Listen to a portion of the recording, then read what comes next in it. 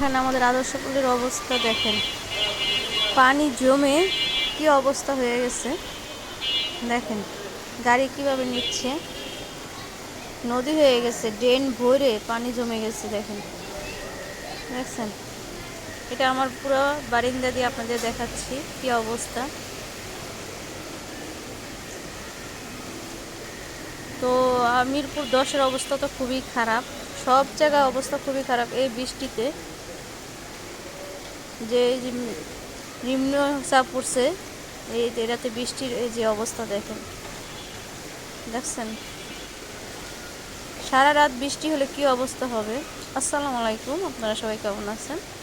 আলহামদুলিল্লাহ, আমরা ভালো আছি। তো দেখেন আমাদের যে আদর্শপল্লী যে গলিটা দেখেন, ইব্রাহিমপুর আদর্শপল্লী যে গলিটা দেখেন, এই যে এইবারই পানি উঠছে দেখেন কি অবস্থা। আর আমার বড় অপর বাসা কি দেখাবো, ওদিকে গ্যারেজে পানি উঠে গেছে। আর এই দেখেন গাড়িতে দেখেন গাড়ি কিভাবে যাচ্ছে।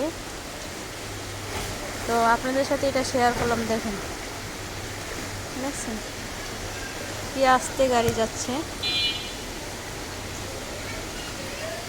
তো মানুষের অবস্থা দেখেন কি কষ্ট করে যাচ্ছে, দেখছেন। অবস্থা খুবই খারাপ। তো আমি যে সন্ধ্যার সময় বের হয়েছিলাম, সে সময় এত কোনো পানি ছিল না। এই 1-1.5 ঘন্টার বৃষ্টি এই অবস্থা হয়ে গেছে, দেখছেন পুরো বন্যা। ওই যে দেখেন ওদিকে দেখাই, দেখছেন পানি থই থই থই থই করতেছে, দেখেন কি অবস্থা। দেখেন লোক আসতে আছে। কোথায় পানি উঠছে অবশ্যই বলবেন, কোন কোন জেলায় জেলায় পানি উঠছে অবশ্যই আমাকে কমেন্টস করে বলবেন কি অবস্থা আছেন আপনারা সবাই। এই যে দিক দিয়ে ড্রেনের লাইন খুলে দিচ্ছে, যেমন তাড়াতাড়ি পানিগুলো সরে যায়। দেখেন অবস্থা খুবই খারাপ, দেখছেন। ওই দেখছেন বাচ্চারা ইচ্ছা করে আরও পানিতে করতেছে।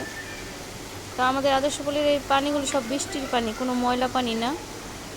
দেখছেন পুরো বৃষ্টির পানি, ড্রেনের যে আটকানোর জন্য এই অবস্থা, ড্রেনটা আটকে গেছে সেজন্য এই অবস্থা। তো দেখাচ্ছি আপনাদের আরও, দেখেন ওই যে দেখেন এখন রাত্রে, সেই জন্য আপনাদের ভিডিওটা আমি রাত্রি, আমাদের এই জায়গায় রাত্রি এই পানিটা জমছে এই 1.5 ঘন্টা বৃষ্টিতে, চিন্তা করছেন।